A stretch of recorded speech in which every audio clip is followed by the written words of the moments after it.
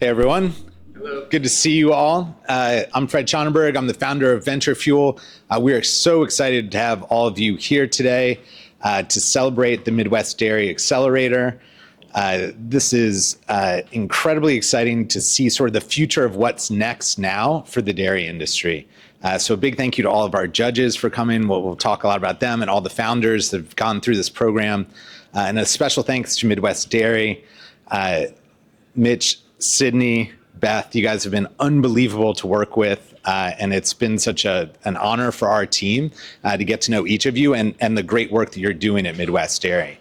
I launched Venture Fuel 10 years ago with the idea of how do we help early stage startups scale in a meaningful way to drive impact, and at the same time realize that large organizations needed innovation as well. And the marriage of those two, the established player and early stage startups, has the opportunity to actually drive meaningful change. We think that's how markets evolve. We think that's where all the great innovation comes from. So this program is at the heart of what we believe in as an organization. We're so excited to share everything that's gone into this today. This is the fun part, the pitch competitions. You'll hear from a lot of great founders. But before I get started, I wanted to bring Beth up to give a little background on Midwest Dairy and our partnership together.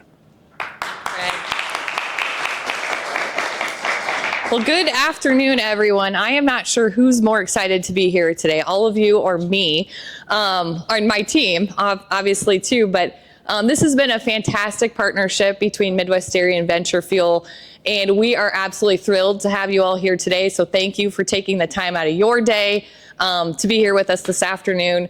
As I look across this room, so many of you are either partners with us at Midwest Dairy, you are experts in this room, or you just have an incredible passion for this industry.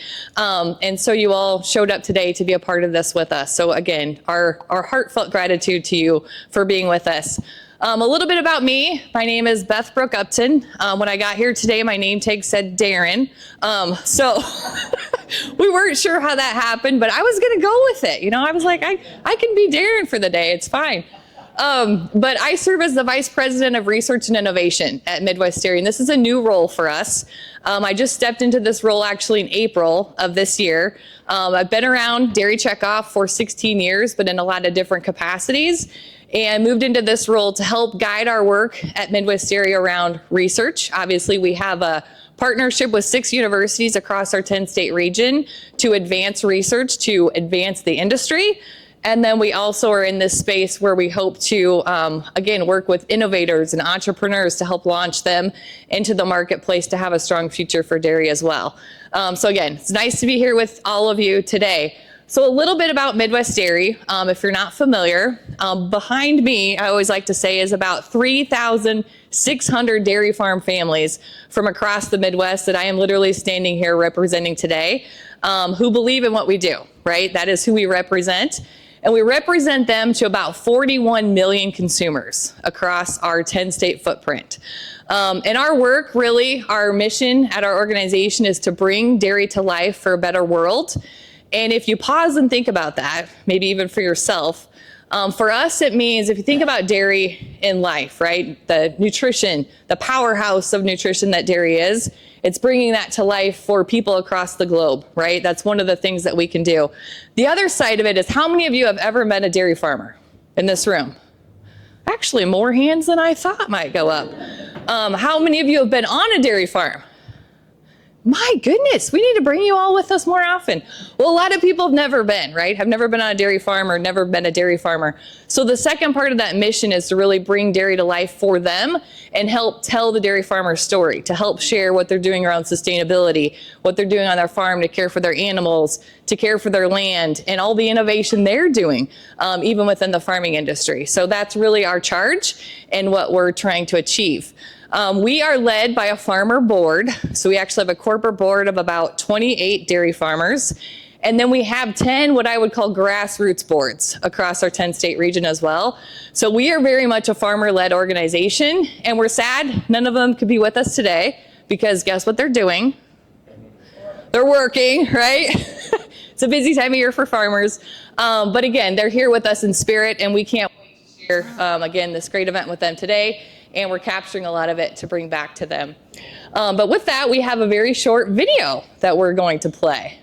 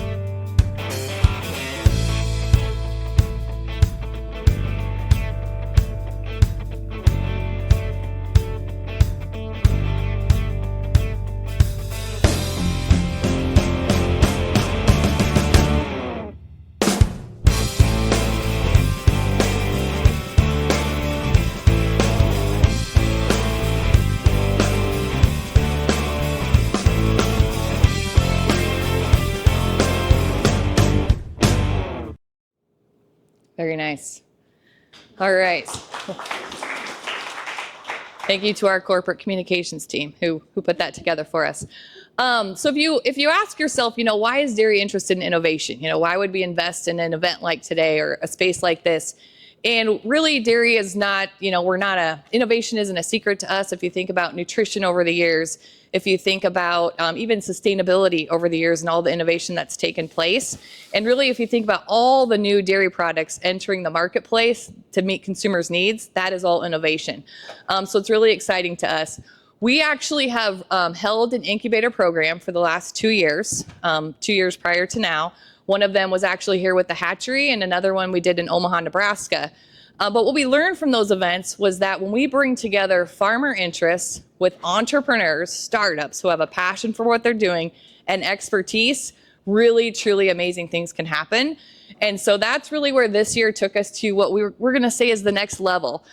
So in partnering with Venture Fuel, we were able to establish the Midwest Dairy Accelerator program, which really is about not only offering a competition, but really trying to equip all of our founders with the tools, the resources, the network, the experts, all these things, right, to help them be successful. Whether you're a founder and you walk out of here today with a giant check, we do have one, by the way, or, a lot of new connections and relationships and networks, we hope you all feel like winners, because to us, you are all winners, okay? And that's really what this is about. It's not just about something that ends today, it's really about the start of what we're hoping to achieve today. So on to the next thing. You might be curious where this all started in terms of our journey to get to today. So we started working with Venture Fuel. I want to say we started our conversations back in like March and April, and literally took a look at startup companies across our 10-state region. And we had some specific criteria that we were looking at. One, we wanted them to be sourcing dairy from our Midwest footprint. So again, if you think back to that connection to farmers, we'd love it if, the products they're using include our farmers' milk, right? Makes sense. So that was one of our criteria. The other one is that we wanted to make sure that it was scalable and marketable. So something, again, that had the opportunity to really lift and take off, which we know all of these have the capacity to do. And we also wanted to make sure that they've already achieved some revenue. So not completely startup, but I've seen a little bit of success in the industry. And so we are really excited for you guys to meet our 4 founders today who have come through our initial process of vetting those 10 states. And again, we've landed at 4. And for the last 8 weeks, they have been meeting with us amongst their busy schedules as business owners, trying to grow their businesses. But they have been part of a virtual session with us where they've been engaging with mentors and experts weekly on a number of different topics. And I have to thank those experts. Some of them are in the room. Anand, I see you sitting back there, who have, again, volunteered their time, their talent, their expertise, and some of them have even taken them under their wing at some trade shows and walked the floors with them and all these things because they happen to be in the area. So I just cannot tell you enough how much we appreciate that. And that's probably my biggest takeaway from this program, is that how welcoming everybody has been to offer their wisdom and their knowledge to help others to, again, grow and learn and all these things, which we hopefully all are trying to do. So with that, I encourage you all, as the founders come up today to do their pitch, please lean in, please ask questions, please get curious. This is meant to be fun. And again, we're really excited about the future of dairy and all the power that there is with such a versatile product. So Fred, I'm going to turn it back to you.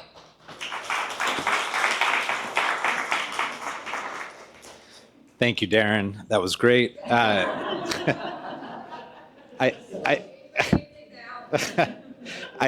think one of the things on the video that was really stood out to me was the idea of building demand for dairy. And if you ever get stuck on our website, you'll see this phrase, commercializing innovation. And our entire business is around that idea, is how do we build demand for our partners' products, right? And so the mentorship piece that Beth just mentioned is really the secret sauce. One, it's looking and finding the best entrepreneurs in the world. Like, that's the most fun part of our job, without question, is getting to meet each of you, hearing your pitches, what inspired you. And then really what our ethos, our mission is like, how do we help you commercialize that? How do we help you scale that with our partners? And so the entire mentorship program is all around finding people that can unstick wherever a founder might be stuck. And so the past 8 weeks has been, the founders have been unbelievable. You guys have all like leaned all the way in and embraced it, but the mentorship piece is really powerful. And today we get to show off how far these founders have come. But really the main goal is, how do we get them to the next level? How do we commercialize to make an impact? Because we want to drive demand for those dairy families and farmers. And that's the idea behind it. So you mentioned a big giant check. So here's how today works.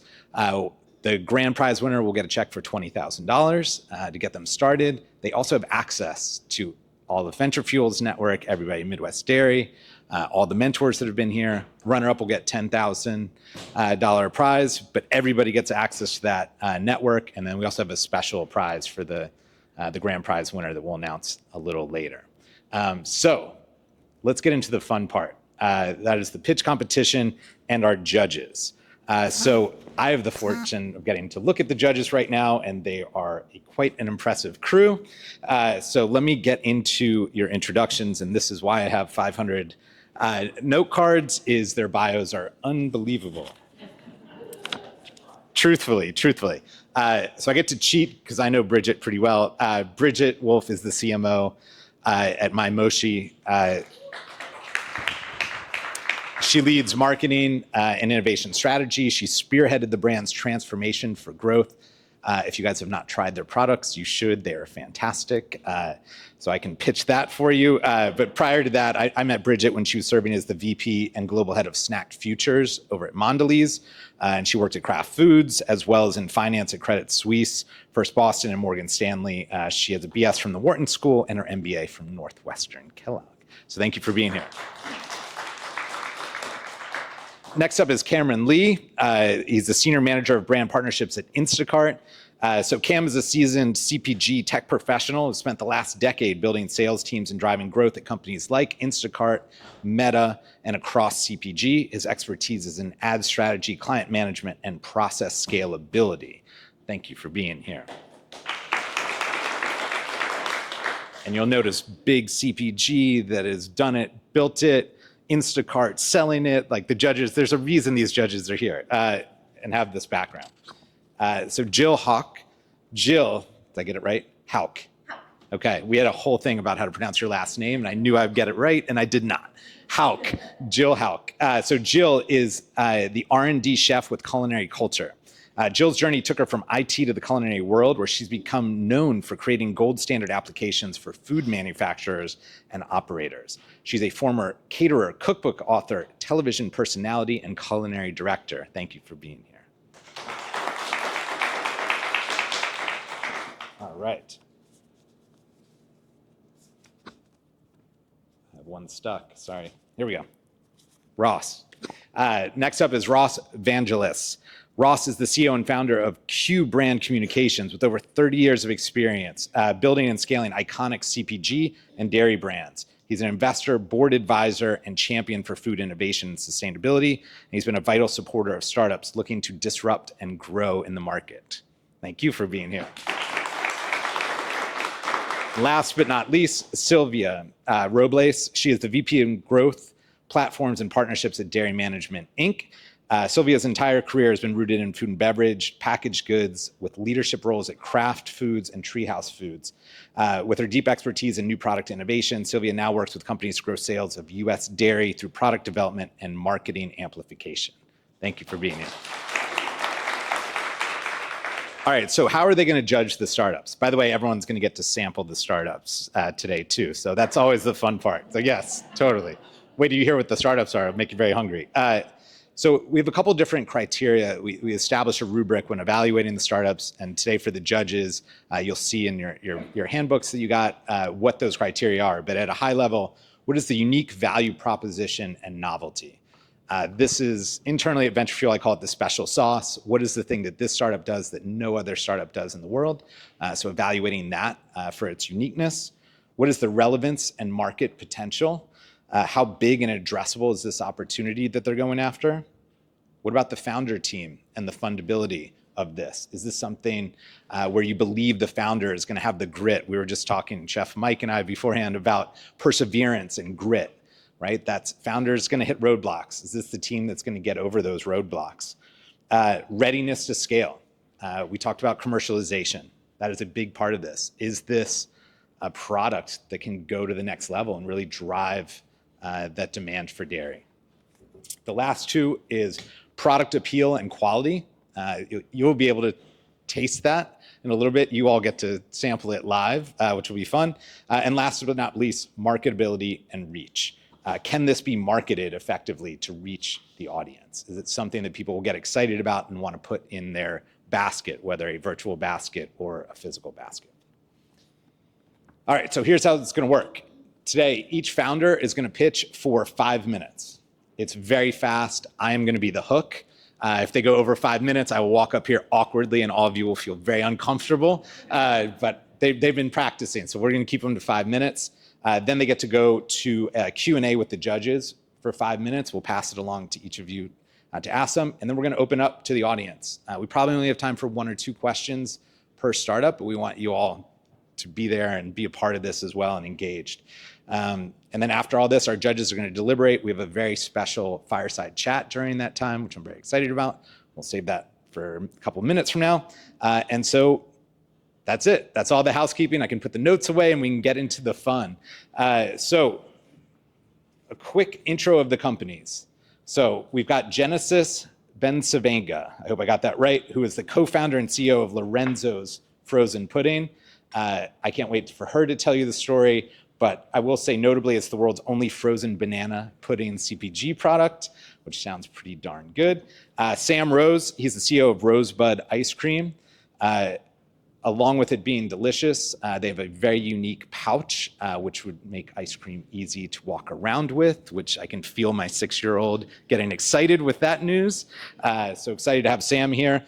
Sophie Moss is the founder and director of Sugar Witch Ice Cream Sandwiches, which are small batch from scratch ice cream sandwiches that have premium ingredients and bold, innovative flavors. And last but certainly not least, Daniel Rehal, who's the president and founder of Zogarai. Zogarai is the first ever yogurt-based probiotic supplement. So I will let Daniel tell you about that. All right, so you guys ready for the pitches? All right, here comes the fun part. So without further ado, I'm going to welcome Genesis to the stage and take it away. Thank you. My name is Genesis Bensavenga Sr. I am the owner and CEO of Lorenzo's Frozen Pudding, and I make gourmet banana pudding frozen. We are able to pasteurize our dairy right in-house in the Midwest, of course. We also have great ingredients that are locally sourced, whether it's strawberries, whether it's pineapples, chocolate, and even the bananas itself. Lorenzo's Frozen Pudding is all about lifestyle. It's all about the legacy that we're leaving. Taste the memory, share the love. Thank you. Woo, first one. Woo, my name is Genesis for a reason. Good afternoon, everyone. My name is Genesis Bensavenga Sr. I am the owner and CEO of Lorenzo's Frozen Pudding, And I am here today to tell you about the wonderful world of the one and only gourmet Lorenzo's frozen pudding. Of course, the story starts first with my dad, Lorenzo, born and raised on the south side of Chicago, would always say, "You heard of banana pudding, but you never had mine." My father, an Army vet, truck driver, gotten sick, and needed to create an income for his family. So he naturally made banana pudding and other flavors, and he started selling through Chicago. He would call his firstborn daughter and first generation grad and home from school, and he would say, I'm selling banana pudding. So naturally, she graduate college, she go home and create banana pudding and other flavors, and we sell through Chicago. This is a story about how we became Lorenzo's Frozen Pudding, how we come from the south side of Chicago to nationwide sales, nationwide stores and shelves. Lorenzo's Frozen Pudding carries a legacy of love, culture, and entrepreneurship, and proof that obviously dessert can be both nostalgic and revolutionary. Now, when we went into the product, we had this nostalgic element of it. It's obviously banana pudding. And it was this white space on the shelf where there was no banana pudding and there were buybacks. So how do you get banana pudding on your everyday shelf without buybacks? Aha, it's frozen. So we took out all the preservatives, all those different off-the-shelf ingredients, and we pasteurized right in the house, and we made it frozen. And you can taste the nostalgia and the ingenuity, and that taste, a new taste, is Lorenzo's Frozen Pudding. And we all know the market opportunity with frozen desserts, obviously, through the US, and then North America, and then globe alone. And now you have banana pudding and other flavors on the shelf. We are breaking up this space. We're having fun, and I can't wait till you see what we are doing. We're obviously having so much traction at Walgreens, DoorDash, Jewel Osco, small stores, big stores. You know, we're doing experiential marketing. We're in food service. We're all over the place, and we're having fun, and people are having good experience with Lorenzo's Frozen Pudding. And with that experience, we're able to get organic PR. We've been on Fox, ABC7, WGN, rolling out. Walgreens did a mini documentary on us, and that was really cool. So like we're getting this steam, we're getting this great traction, and this is our team. Obviously, wave to my dad, Lorenzo. Back in the day, I have our CFO in the corner, Bennett. I have the COO, James, and I have my CMO, head of marketing, and we're pushing this, and we're having fun. And with that, if this thing can work, go back. We're showing our revenue across channels. So retail stores, obviously, that's a given. Experiential marketing is what we're into, and food service. Food service, obviously, that's with UIC, that's with Compass Group, and we're expanding in that realm. And now we're opening the door to D2C, direct-to-consumer sales. And why we're doing this because we're experiential. Welcome to the wonderful world of Lorenzo's Frozen Pudding. Let's talk about our aligned partnerships that we have with the Chamber of Chicago, Macy's, the Sky, YMCA, YWCA. We're all over the place, and we're making great relationships and building on those relationships with our marketing itself. This will work. Why does it do this? Okay. And while we're going through our process of being Lorenzo's Frozen Pudding, being the awesome company that we are, we've managed to reach out to and touch Mark Cuban, Arlington Hamilton, obviously our people at Hyatt, UIC, Daytime Chicago, and we're growing and we're moving and we're just having fun. And I want to show you our experiential marketing. Oh my goodness. And that includes places like Lollapalooza. So events, festivals, we're selling out at Lollapalooza, our 4th year in a row, over 3,500 items. We're at the Essence Fest. We do marketing with Macy's, downtown Chicago. We did Tech Week this year. And we're just really creating an experience where when you're there, you go home, you say, where can I buy this product? In your hand, on your phone, direct to consumer sales. And that's what I want to really iterate and point out today, because that's where the $20,000 will go into. Along with that, we've reached different celebrities and licensing opportunities. So not only do you have the strawberry, banana, and pineapple there, you can have license opportunities. And thank you so much. Please don't drag me off the stage. Thank you, D2C Engine, and I'll answer your questions when you have them.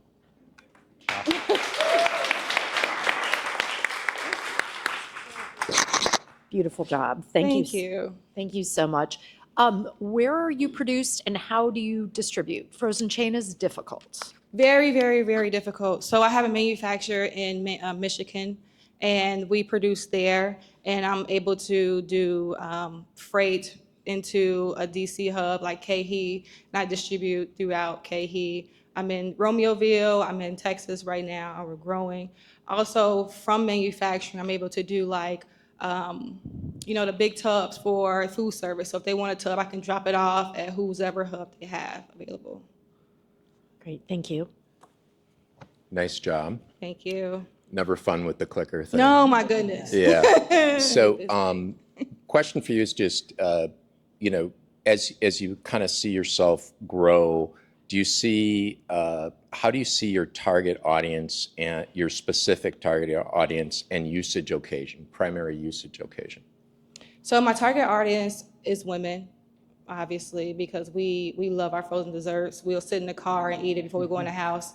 So knowing that, I obviously, everything has to be appealing for women. We see with our eyes, everybody does, but we are very detailed people. And when we're out there making those connections, I want to make sure that the product's on point, it smells good, it looks good, and then you go home and you give it to your kids. So that's kind of like give it to mom first, and then we can work within the home itself.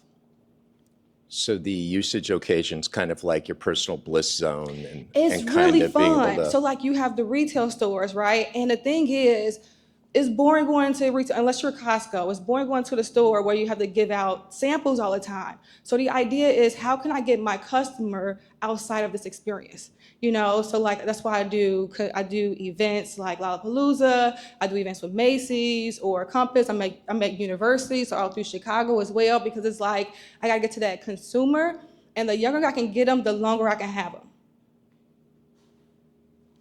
Great, that's helpful to understand. Just talk to me about, beyond the D2C strategy, what the, just call it channel and sales expansion strategy potentially could be in the future.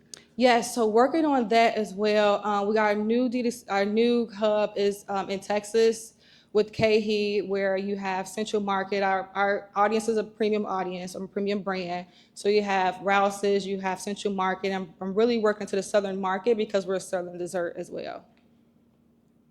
So many questions, but Yes. congrats on the growth. Thank you. Frozen will give you PTSD for the Oh, rest man, of your life, goodness. sampling. So with that, two questions. One is, how are you communicating if it's a banana pudding? Because I've had the pineapple, so it's a really bright pineapple. How do you communicate what your product is? And then as you go national, there are regional players. How are you communicating what's different about you? Yes, glad you asked that, because we are pudding. We start with a pudding base. We have the tapioca starch, so that's really what it is. And then we continue to build on that ingredient level as we go up. So we obviously there's the milk and we pasteurize. So when we talk to an average everyday consumer, they don't know about all the technical stuff. So like they say, what's different from ice cream? We have a higher butterfat content, than ice cream. Ice cream is only about a 10 to 12. We're between like an 18 to 22. So like that's what I can say in like a relative point to my consumer. But if you're out at a festival, you want some banana pudding? Yeah, okay, I make frozen banana pudding. You don't like bananas? Oh, I have strawberry. You don't want strawberry? I have pineapple. Oh, we have chocolate, So it's different ways how I can get the consumer, because everyone doesn't like banana. I love your story. As a fellow Southsider, it just brings so much joy to my heart. Question for you. I'm curious why you landed on DTC. Because it helps out every other thing in the business. When we're in Chicago's an international city. Everybody comes to Chicago, and you can go to Jewel-Osco, you can go to Walgreens, you go to these different satellite stores. But then when you go home, you leave Chicago, if you're at a conference, because I do McCormick Place. If you're at a conference, you come here, where can I buy it? And it's always where. So it's like, well, my next push after obviously retail stores, I want the people to know who I am before you go to the retail store.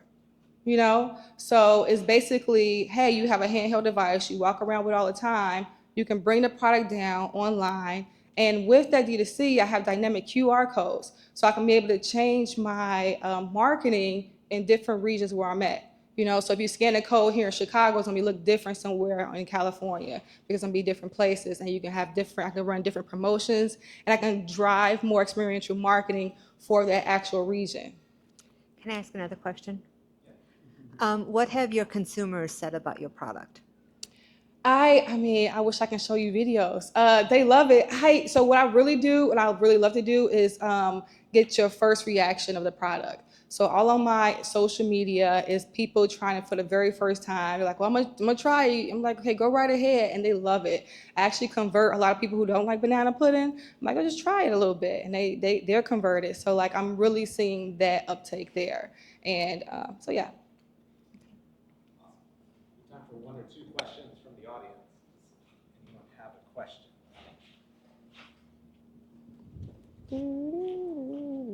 Go. Hi. Is this product maybe possible to do any recipe applications? Because, you know, the containers, I think it would be perfect for, you know, use the whole container in a recipe. Yeah, yes. So on WGN9, I actually did the recipe like live, and I was like, well, you can do it for this, and you can do that, you know. So it's like adding a little tidbit. So like that'll really go right well with the D2C, because it's like you're gonna go right online and see who I am. Then you can use this in your recipe. Then I'm gonna make a birthday cake flavor. That's gonna be really good. Yeah, I know. I'm excited for that one. Yep, one more. Have you thought about segmentation? So you've got an indulgent. What if you added protein when after high protein? You could arguably be in breakfast segments and lunch snacks. I mean, this could go a lot further. And just wondering if you have any vision for segmenting it like that. Yes, I love that idea, and I love that what you said, because the idea for Lorenzo is to be global, you know, and obviously have a ticker and all those things. And the idea is there's so many like different places like McDonald's or Hershey's, for instance, that they are able to be in different parts of the world and use what they like in that world. So like I can have endless amount of flavors. So I was on the street in Chicago, we have 13 flavors. So that's not a problem. So putting different types of proteins and different types of ingredients in the product is obviously key, because I'm really building a brand for the actual consumer itself. Yes. Awesome. Thank you, Genesis. Thank that was you. Awesome.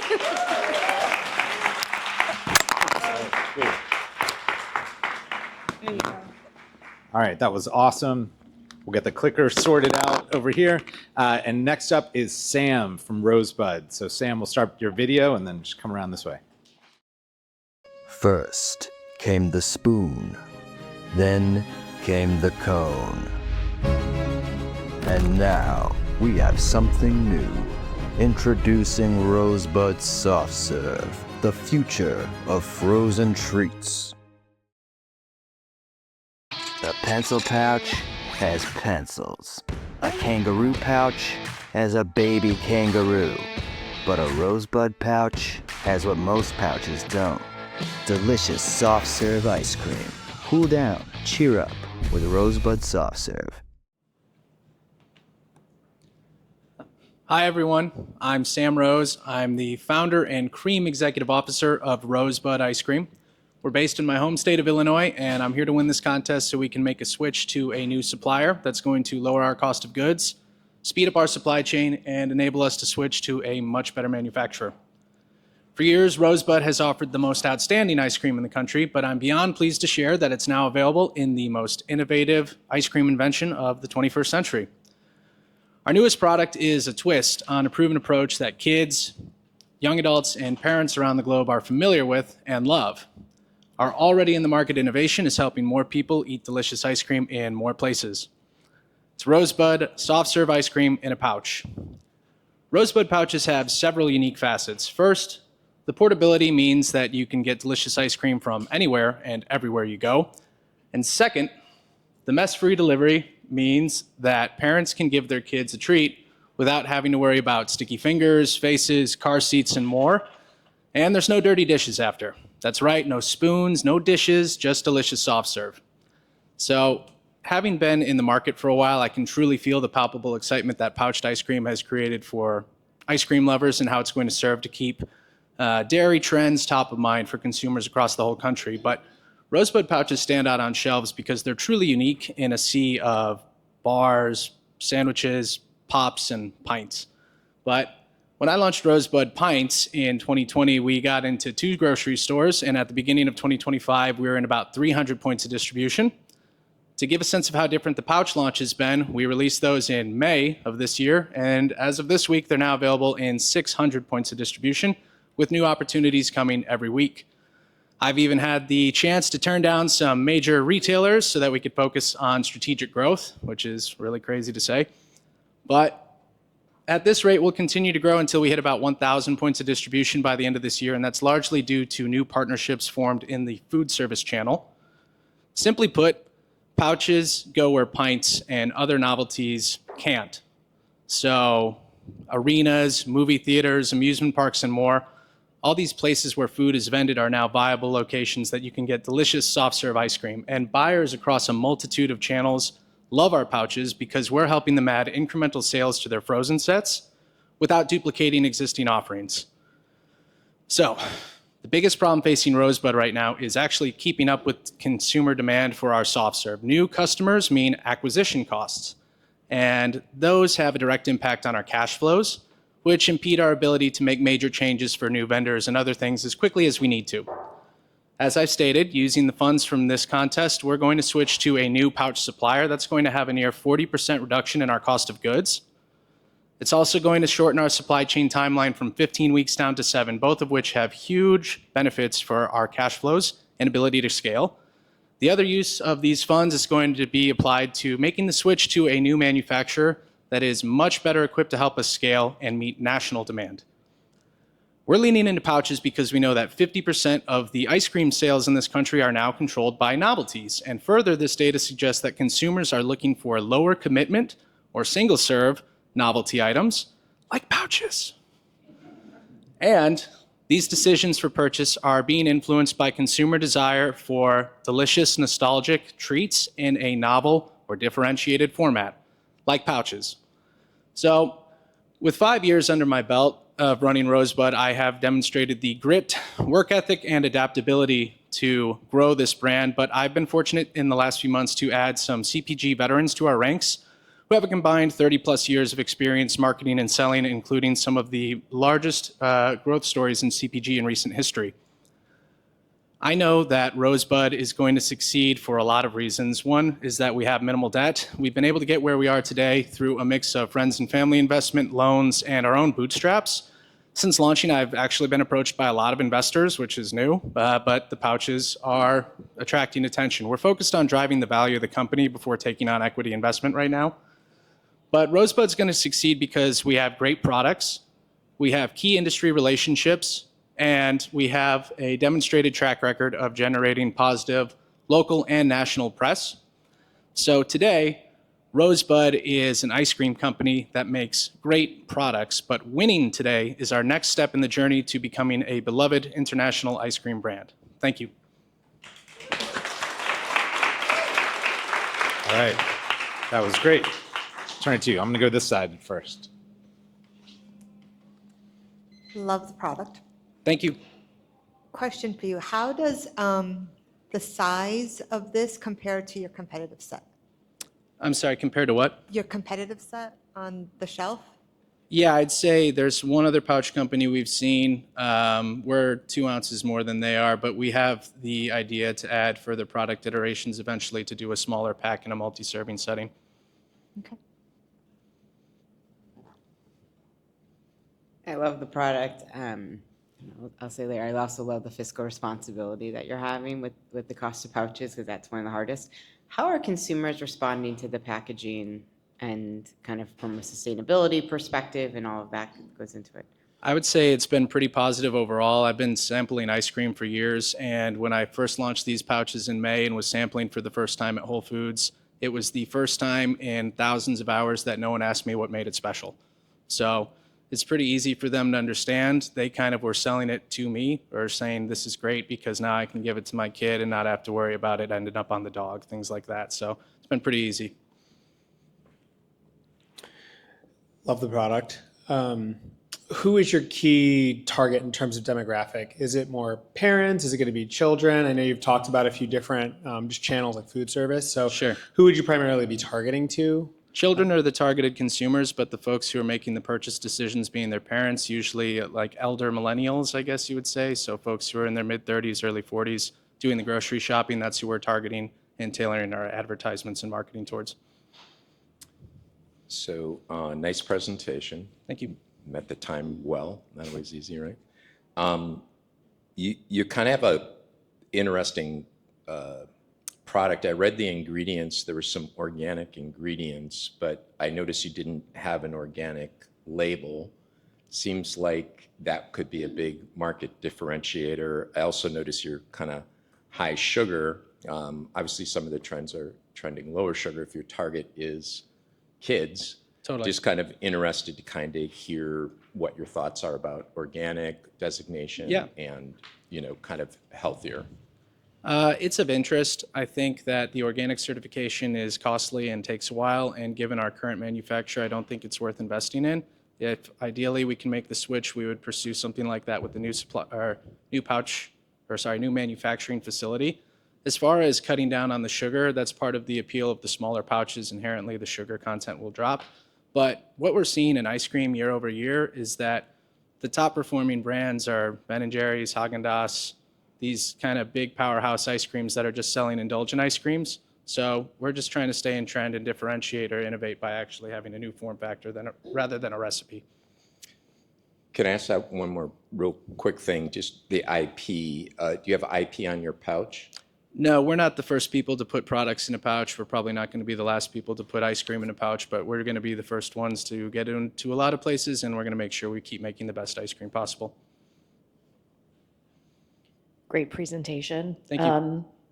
How do you come up with your flavor inspirations, and where do the flavors go from here? So these are largely based on what the most popular flavors in ice cream today are. Vanilla, chocolate, the cookies and cream is typically that fourth. Usually it's a mint flavor is number 3.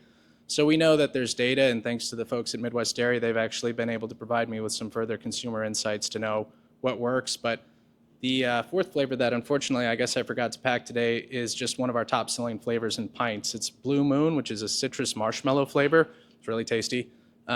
It's a top performer in pints, and pints are really tough to sell. So if that one was moving, we knew it would probably perform well in pouches, and it has.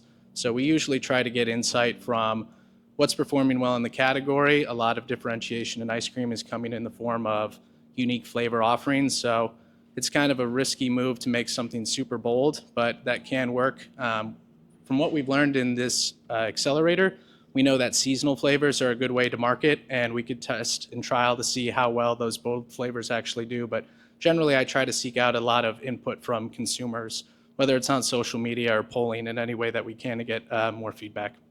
I have one more question. How long before it completely just becomes chocolate milk? Depends on the temperature of the room. Fair enough. And also, too, as long as those don't completely melt, or I mean, they're kind of malleable now, if you want, you can reseal them and throw the cap back on and put them back in the freezer, eat them again later. So single serve, multi-use. It also would be a very good chocolate milk. The audience. Here we go.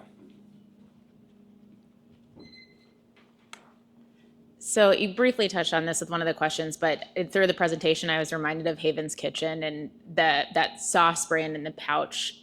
It ultimately came for her that her product succeeded based on the package, even more than the delicious product inside. Sure. Is there a version of Rosebud's future where you're doing different snacks within the pouch, and the pouch becomes a driving force of what the brand is able to offer? Or is it ice cream first, packaging second? I think we're ice cream first, packaging second, but truthfully, a point that was brought up about future iterations, I mean, if we see that this current trend of protein is more than just a trend and people want something out of a pouch, we can make it a protein shake and, market that to Lifetime Fitness or other major gyms. If we see that sugar or dairy-free ends up being the big thing of these consumer snacks, we have the means. I own the machine, so we can put anything we want into a pouch, but I see this company as being a ice cream brand, so that means further iterations into pints, maybe quarts, really whatever makes dollars make sense. but we're focused on pouches. Awesome. Sam, thank you very much. Thank you. That was great. Thank you. Appreciate it. I can see that crushing in movie theaters, like just kids going in wanting, not for the people that clean up the movie theater afterwards might be hard, but it would be pretty awesome.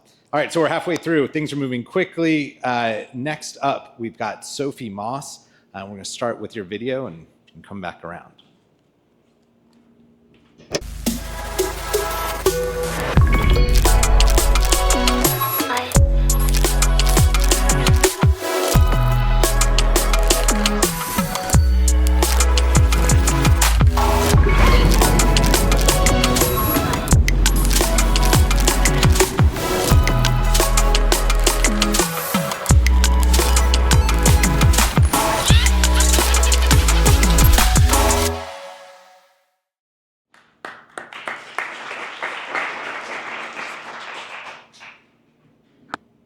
Off to a great start. At Sugar Witch, we make ice cream sandwiches infused with magic in every bite. When you think of an ice cream sandwich, you're probably thinking in black and white. Those spongy, stick-to-your-fingers chocolate wafers surrounding marshmallowy vanilla ice cream, probably eaten poolside out of a sodden cardboard box. And for the most part, that's still what ice cream sandwiches are, while scoops and pints have vaulted into the dazzling world of artisanal desserts. At Sugar Witch, we are bringing the ice cream sandwich into this Technicolor world. Our witches, as we affectionately call them, all named for witches of literature and lore, carefully pair dense, lush ice cream with expertly crafted cookies. We use premium, high butterfat Midwestern dairy, Calibet chocolate, and peak season local produce to create an obsession-worthy treat that speaks both to our deepest flavor memories and our hunger for culinary adventure. But Sugar Witch is more than just a purveyor of artisanal treats. With our palm-sized, individually wrapped ice cream sandwiches, we're maintaining the convenience and nostalgia of mass-market novelties. And with our commitment to uplifting an accepting, celebratory environment for workers and customers alike, we are as driven by values as we are by the urge to make something superlatively delicious. At this unique intersection, we have built an incredible community, as vibrant and exceptional as our witches. Sugar Witch has become not only a pillar of the St. Louis dessert scene, but both our local and digital queer communities at a time when this solidarity is more resonant than ever. Founded by myself and my now wife as an outlet for pent-up creativity while we were both pursuing graduate studies in food systems, Sugar Witch has always acted as a laboratory of sorts, where the questions posed range from how do we make the best ice cream sandwich we've ever tasted to how do we build a company where we ensure that our workers feel safe, affirmed, and sustained in their work. And we believe it's this curiosity about the whole system and everyone who makes it possible that has enabled us to build such an amazing community, following, and demand. From heartfelt DMs and in-person gatherings, to press that's put us on the national stage, like Eater's inaugural guide to the Heartland and Photo Travel's list of the 12 best ice cream shops in the US, to our far-reaching, high-engagement social media with a combined followership of more than 65,000 people, viral videos reaching 500,000 views, and engagement ranging from die-hard regulars to celebrities like Janelle Monáe. We have nurtured a hunger for Sugar Witch that extends far beyond our current reach. Now we just need to meet it. Our numbers reflect this growth and the hunger for more. Since founding our brick and mortar in late 2022, we've tripled our revenue, passing $600,000 last year and set to pass $800K this year. We are experiencing routine sellouts at our brick and mortar over the summer, as well as consistent and growing inquiries for wholesale catering and events, including an upcoming sold-out Lorde concert. And that's just in the St. Louis metro area. We have momentum. This year, we were able to purchase a slicing machine. And so now that we are no longer fighting our biggest production bottleneck to date, hand slicing all of our ice cream sandwiches, we are scaling our physical manufacturing capacity while improving staff quality of life. With that increased production and the demonstrated demand, we're on track to break $1 million in the next 1 to 3 years. And that's just the beginning. Frozen novelties represent a $350 million market regionally for us and an $8.2 billion market nationally. But it should come as no surprise that it's important to us that we tackle this growth in a way that meaningfully fuels our team, our community, and our Midwest region.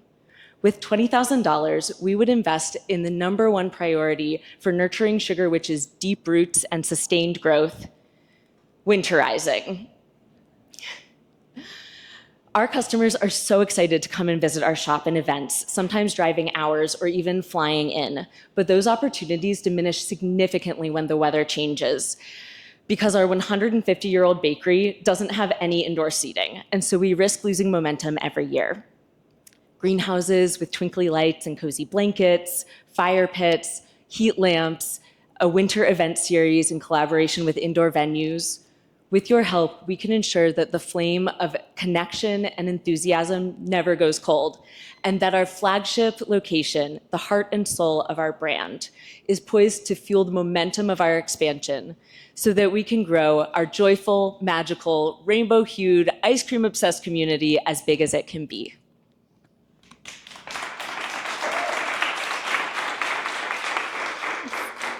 Who would like to go first? Nice presentation. Man, that's a lot to remember. Wow, did you pack it in? You did a great job. Thank you. Absolutely nailed it. Love that you're kind of socially conscious, movement oriented. I think that is a huge aspect that in the whole community of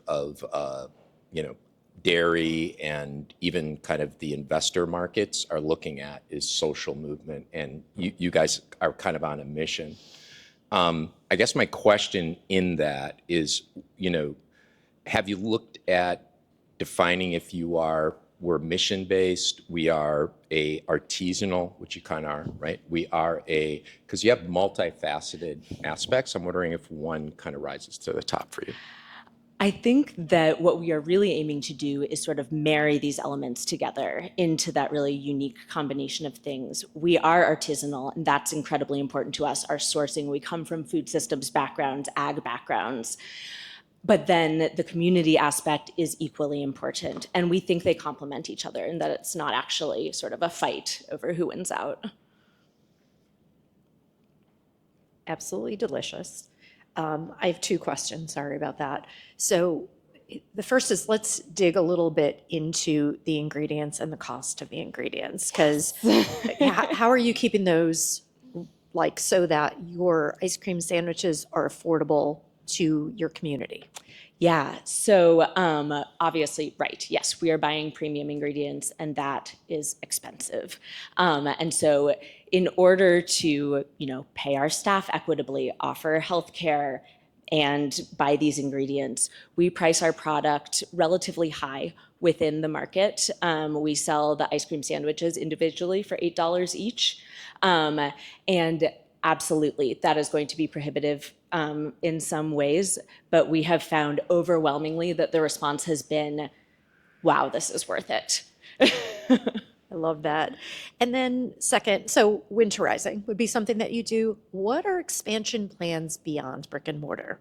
Absolutely. Yeah, so we are working with a local, so St. Louis University, we are moving into their concessions program, so both for their Chaffetz Arena, so that's the Lord concert I referenced, so these bigger acts coming to town, and then we would just be continuously in their concessions program as well as their soccer and baseball stadium.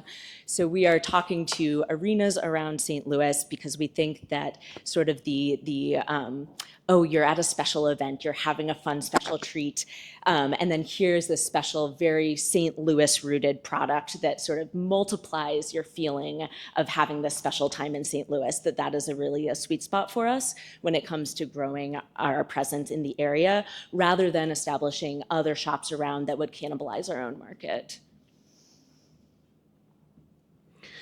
I'm going to ask a similar question to what I did to a prior founder, but in terms of just targeting and the key demographic, so as you think about need state and then the consumer, at an $8 price point, who is that? What does that look like? Yeah, so for us, that is the foodie millennial.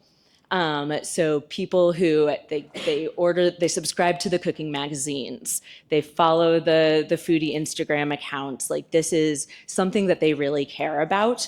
But it's also really fun to have what we think of as an accessible luxury. Like, yes, this is a treat. This is a luxury, but it's under $10. And so you can indulge in sort of a really premium culinary experience, but because it is this sort of snack-sized treat, it's still more accessible. And so it is the millennial foodie and their family and friends who they've drug along with them. It's delicious. I'm grateful that this one didn't have the calories on it after what I've gone through the past two. Two questions. One is just aside from winter, what's your greatest pain point that you're looking to solve? Yeah, I think continuing to scale our manufacturing capacity is certainly where we're looking. So each problem you solve, then you see the next one coming down the pipeline. So now that we can slice the ice cream sandwiches much more efficiently, so now we're looking at how do we change our packaging process to be just as efficient. And then beyond that, currently we have the one location that is our storefront, it is our manufacturing facility all in one. It's a 150-year-old bakery. There are only so many electrical outlets I can install in that building before it just can't support it. So it would be increasing freezer storage, but we are working with a freezer warehouse nearby where we can store product there as well. And then have you set yourself up with distributors and brokers to expand, or how are you looking for that? So currently we have not worked with distributors or brokers. We are doing all distribution in-house, but that would be certainly a next step to consider. This broke.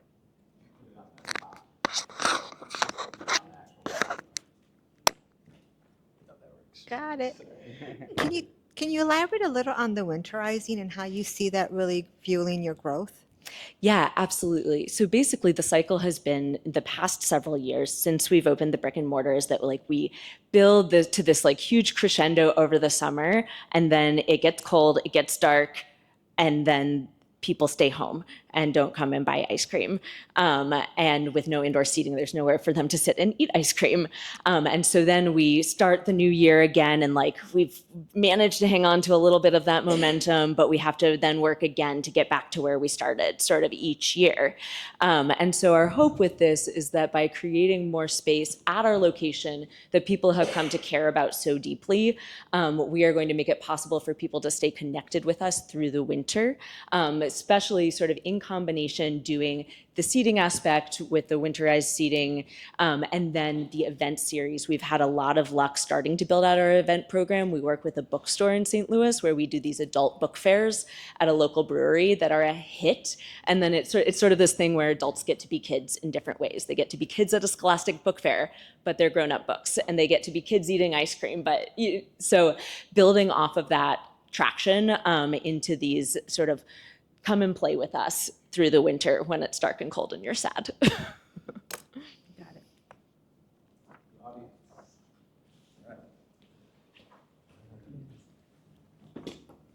it. I love the holistic approach of how you prioritize community as well as your employees and your customers. And your revenue numbers seem pretty impressive for an ice cream treat. And so I'm just curious, are you seeing more of a new acquisition of customers or more returning? It is certainly a combination. I think that we have done a really strong job of converting first-time customers into repeat customers, into evangelists. But the benefit then is that we get new customers through those really committed customers. And so the way that we grow tends to be through word of mouth, where it's somebody who's bringing their friend, bringing their family. They've told their friend who's visiting from out of town, or they follow us on Instagram. They've never even been to our shop, but they told their friend who's driving through St. Louis they have to stop there.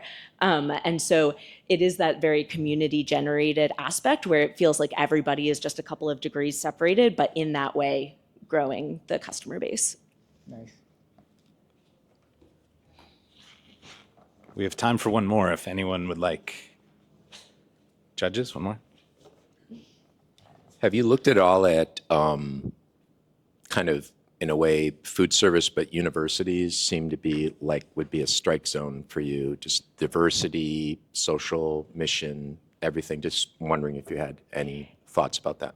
Yeah, absolutely. As we look at starting to work with distributors, that is absolutely our target is universities. St. Louis has a lot of universities, and so working with their dining services who work with the distributors to be able to get into, even if it's not necessarily dining halls, but into the campus convenience shops where students can use their dining dollars.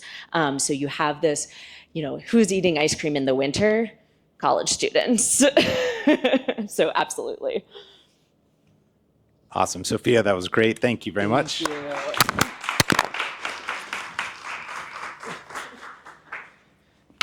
All right. Last but not least, Daniel, if you could make your way around and we'll watch your video. What if the probiotic you needed most didn't come from a pill, but from your spoon? 96% of Americans have lost L. reuteri, essential bacteria for gut and whole body health. Zogurai brings it back. The only yogurt-based supplement in the world with 2 clinically proven L. reuteri strains. Just 2 daily spoonfuls of Zogurai helps restore gut health, boost immunity, improve mood, and support strong bones. Real dairy, real science, real simple, Zogurai. There you go. Thank you. Hello, judges and guests. My name is Dan Rehal, president of Biopocrates and inventor of Zogurai Probiotic. I want you to meet my son, Luke. Luke is 13 years old. He looks really healthy, but he hasn't always had an easy go of it. Luke got sick a lot as a baby and as he grew up. And it was really hard. He was always on antibiotics and always being seen by doctors. We got to a point in which doctors recommended removing his tonsils, removing his adenoids. And when I said to the doctors, after being in healthcare my entire life, well, what's the underlying cause of his problems? They looked at me and said, well, we kind of provided a solution for you. And I said, surgery isn't it. So with my background in biopharma, I delved deeply into the clinical literature, into the science. I read every book I can, and I came across what's happening in the microbiome. And through this work, I found out something absolutely extraordinary about science. And that led me to the development of Zogurai. And in his first year, Luke had a 79% reduction of sick days at school. He hasn't been on an antibiotic in 2 years. I used to get 4 or 5 sinus infections a year. I haven't been sick in 2.5 years of taking Zogurai, and we're just the beginning. And you might wonder, what was that extraordinary information you found out? Well, I found out these 2 strains of L. reuteri that belong in your body. They're called keystone strains of bacteria. They belong in your gut. They're missing in 96% of us. And when you replace and replenish them, we improve digestive disorders.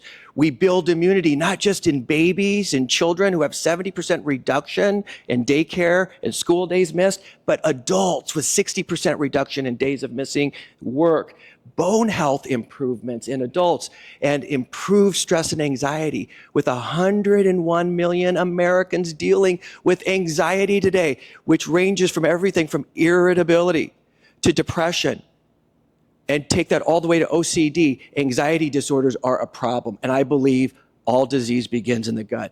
But don't take my word for it. This is what our customers are saying. These are verified 5-star reviews on our website. Whether you're going to look about how it's transformed sleep in so many of our customers, improved their energy, helped people lose weight, help them with their hair, their skin, their nails. This works from the inside out. And so many of our customers have told us this has been a real game changer for them. They have their life back with Zogurai.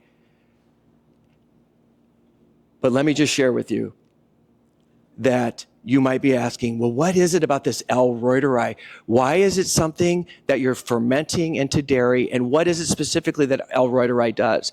Well, L. reuteri does 2 things. It is the only probiotic that produces something called reuteri. Reuteri is a bacteriocin. Bacteriocins kill fecal microbes. They kill fecal microbes. We have fecal microbes in our upper GI system like H. pylori. H. pylori causes heartburn, right? We have fecal microbes in our lower GI system like E. coli. This kills E. coli. And when you help to kill these bad bacteria, the good bacteria live and proliferate. And the other thing it does is it helps to digest complex carbohydrates that your human cells cannot digest. And when you take the stress off of the gut lining, what happens is miraculous things to the body. So why would we do this in a dairy product? What is it about dairy? We're not taking it in the pill form. Well, up to 90% of probiotics die from the stomach acid, okay? Secondly, dairy works as a natural shield to coat the live bacteria all the way into the small intestine and colon, getting it exactly where you need it to work. And lastly, it produces postbiotics. And those postbiotics are dead bacteria that still send important signals to your human cells, short chain fatty acids as well. And what is the market for this product? Well, $47 billion was spent in 2023 by Americans. 3 out of 4 people are already taking supplements. This is a market people know about. And 2 out of 3 Americans are suffering from gut health issues. All disease begins in the gut, and that's why we call our company Biopocrates after Hippocrates. But our priorities to scale are to increase production capacity, right? We've got to continue our collaborations with our new pilot plant starting at the University of Nebraska and Midwest Dairy. And we want this money to upgrade our packaging system so we can get this in the hands of more people. So join us in our cause to help heal people's guts everywhere, to bring back a more youthful state so that people can live the lives they were meant to live with Zogarai.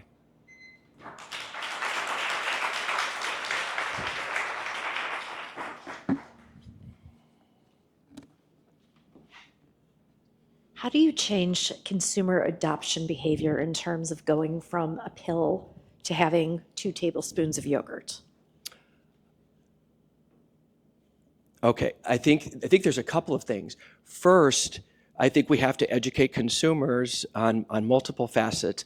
One is that they could take it in a pill form, but it doesn't do the same thing. So that postbiotic production we were talking about, I think really matters.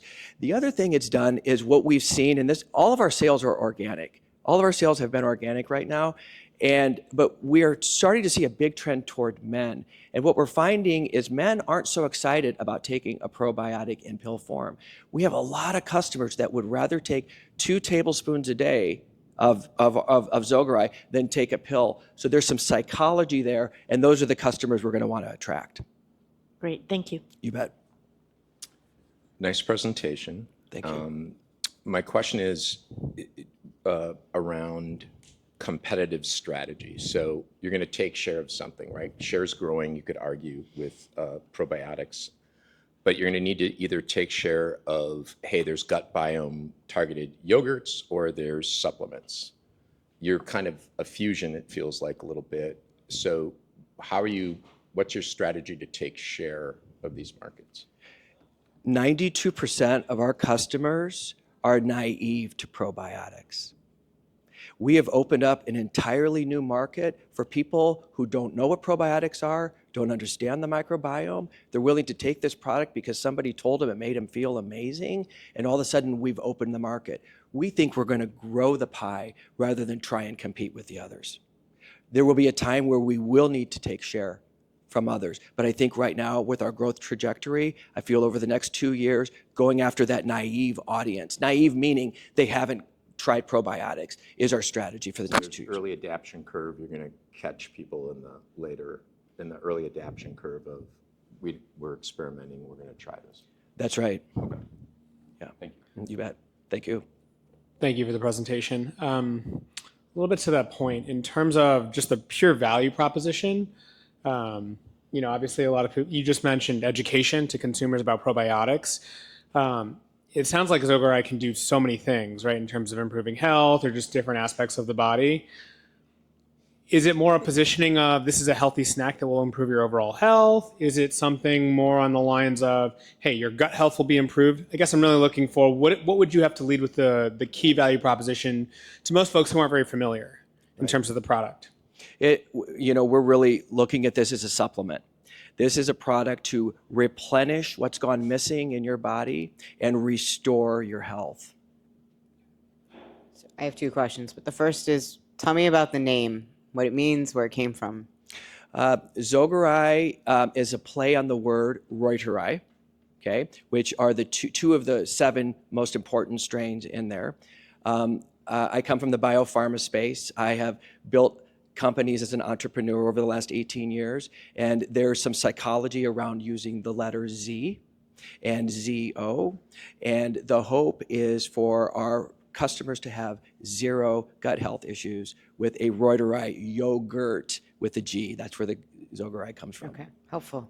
Mhm. Now, as you tell your brand or your story in layman's terms, how do you explain to someone what this thing is? You know, it's so difficult. Because it is so because hard to the, get people to do this. The amount of information here is dramatic. And so our educational campaign on our website, the articles we're writing, the PR we're getting involved with, all of the educational aspects are not typically a 30-second soundbite. That's a really fair question. For now, we're getting customers so we have different entry points into our messaging. But the real entry point is 96% of Americans are missing these keystone strains. When you replace them, you restore your health to where it should be. Right. That is our primary message. Thank you. Supplements are usually like a long haul play, meaning you take something you don't expect to feel anything right away. It takes over time. How long does it take for Zogarai for you to notice a difference? I think most people know it depends on a person's health, and everybody's body's different, and that's a very good question, which is why we have a subscription model, by the way, and we sell it all online. We get people signed up for a subscription. Some people don't see an impact until 30 days. Some people see it like literally the next day. Your bowel movements are like, whoa, things are better, my energy's better, my sleep, my dreams are more vivid. Those people typically within 3 days, most people who have decent health are within 3 days. People who have more of a declining health tend to take 30 to 90 days before they start seeing it. This is an anti-inflammatory. It reduces key inflammatory markers. So the more inflamed a person, the more it can take, the longer it can take. My second question would be, so is the key the 2 strains that are in here?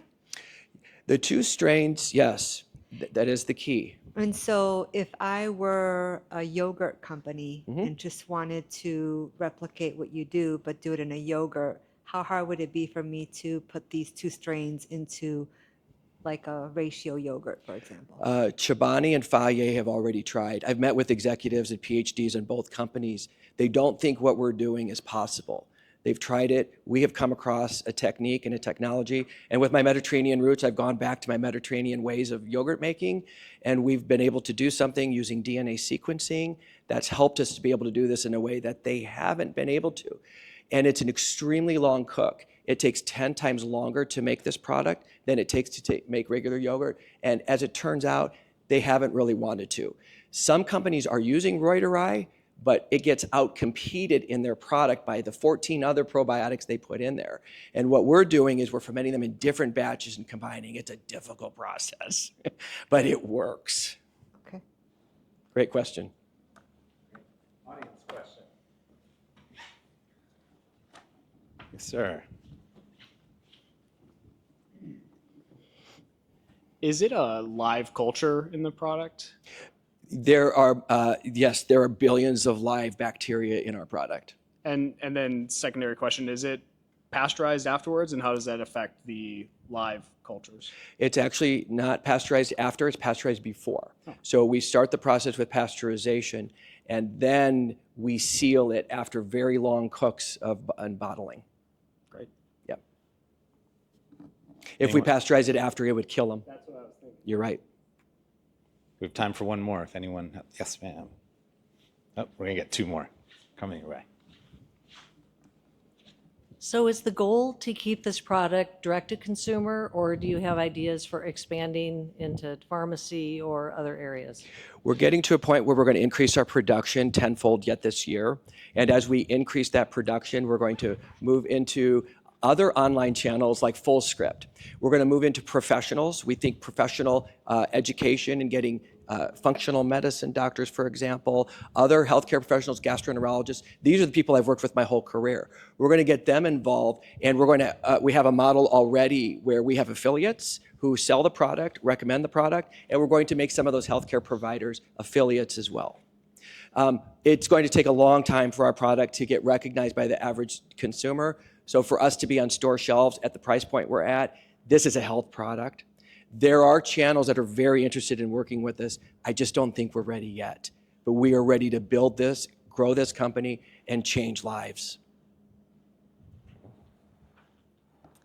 Is your process patented in a way? So going back to the question on if Chobani, for example, wanted Zogarai in their product, like, is that something that you could, that you own the patent on and therefore could sell that technology to yogurt companies? So we do own 2 trademarks, and we have a patent that we are working on, a utility patent.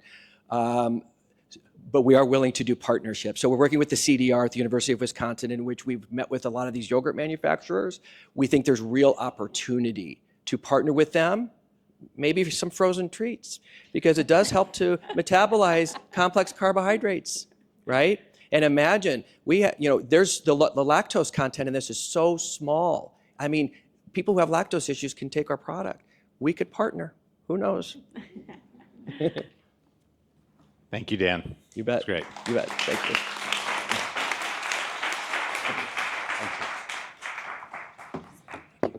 So when I first launched Venture Fuel, any startup, right, you have to do like every job.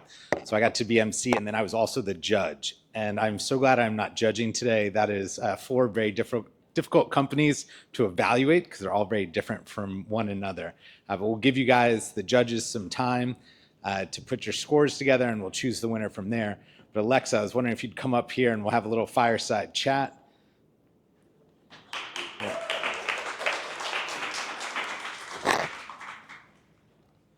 We'll get you a chair here in a second.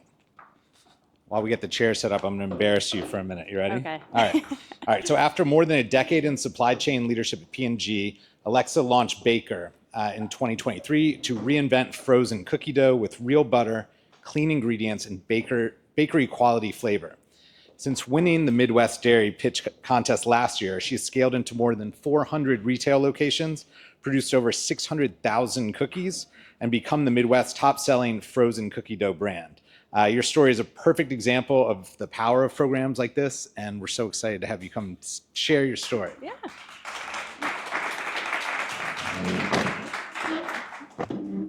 Well, thank you. Oh, I don't know if I'm on. I think you're on. Am I? Can you hear her? Good? Yeah? Okay. Okay, good. Yeah, well, thank you so much for having me. I love being a part of this and being connected with the Midwest Dairy. So can you talk a little bit about your inspiration to start Baker and how it all began? I mean, you're at P&G. Where does this begin? Yeah, I would say actually it started way before that. I've always had a passion for baking. I also grew up around the food industry. My dad owned a food brokerage. So really like seeing what he would bring home from work and his entrepreneurial spirit and his passion that he had for the food industry. I mean, growing up, I always knew that one day I too wanted to start my own company. And really from there, I went into business. Like you mentioned, I went to P&G to learn supply chain. And it's really a point at which you kind of bring all your passions together of I still love to bake. And really, as I looked at the ready-to-make desserts in the grocery store, I thought there was just a huge opportunity to provide a better product made with real ingredients, something that you would be proud to serve your family or for you to have that indulgent sweet treat anytime. And that really is how Baker came about and why I decided to start Baker. And so it's been 2 years now that I launched Baker. I started as a direct-to-consumer brand. I actually started here at the Hatchery after seriously Googling how to start a food company. And my husband and I would spend weekends in that very kitchen scooping cookie dough for 14 hours a day to get Baker launched. And as you mentioned, Midwest Dairy, after a month of starting Baker, had the pitch competition here, and I was lucky enough to be one of the contestants and actually end up winning the pitch competition, which was just a huge win for Baker, as it allowed us at that time. What the award was a year of a private kitchen here at the Hatchery. And so that was really fundamental for us growing our production and allowing us to scale. Within our first year, we moved we used DTC to prove concept and then moved into 400 retail locations in the Midwest. And I'm excited to say that after we just turned 2 years old, and this fall we are launching into over Now we'll be in over 6,000 points of distribution by the end of the year, so continuing to grow. And yeah, that's kind of how Baker came about. That's very cool. So talk to me about that moment though. So you have such an interesting background with your dad. You're at P&G. Did you see the white space in the market or that gap first, or were you always like, I want to make cookies? Like which drove the first step? That's funny. I mean, I've always loved dessert overall. I am definitely a dessert everyday kind of person. So I've always loved baking. And again, I think as I even, on my own health journey was more focused on ingredients and really started looking at ingredients in, my favorite products, with ready to bake cookies being so nostalgic and looking at the brands that were on shelf that are a lot of legacy brands and really not much innovation on ingredients and using real butter, real eggs, ingredients that and to provide that bakery quality product. I thought that there was just a huge opportunity. And then professionally, I was at a point where I was leading a supply chain division. I was in a role that was retailer facing. And at that role really operated like a small business. I led the supply chain team. I was very close with the head of marketing and our finance leader, and really all of those, I felt like this was a point that I could do this and really go after it. Very cool. Can you talk a little bit about the role dairy plays in your product and why that is important to how you make it? Yeah, if it tells you anything, real butter is like plastered on the front of my package. So it's definitely an important factor of our product.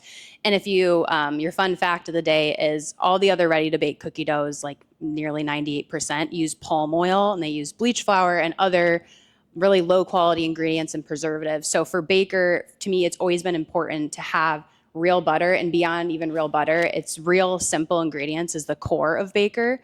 And what that does really is also provide an amazing flavor. And for me, flavor has always been number one. I mean, people have to love the product. And so butter not only, signals how simple and, like less processed our product is, but also the high quality of flavor that it delivers and that amazing moment for the customer. As a founder, and I think someone mentioned it before, that once you solve one problem, like all of a sudden you see three more that you didn't know that were there. I was shaking my head vigorously on that. As a founder, that's part of this. What was the biggest challenge to date that you've overcome? Oh, challenge to date. I mean, I think that's 100% right. Like I was saying, like every day, right? You have your new challenge and what you're always going to solve. And I really think that is more of an opportunity, right? Like for me, it's always been having a growth mindset and having this spirit of continuous improvement. And so taking customer feedback and taking each opportunity to really make sure that the product and our brand is continuing to evolve and get better and better. I think in terms of, challenges, I think there's always challenges with growing. I think really finding great partners has been, right, that's something that can be either a headwind or a tailwind. And so forming strong partnerships, not only with, our suppliers and manufacturing and operations partners, but also with our retailers, and a strong foundation with our customers has really allowed us to get over a lot of those challenges, to really harness those relationships.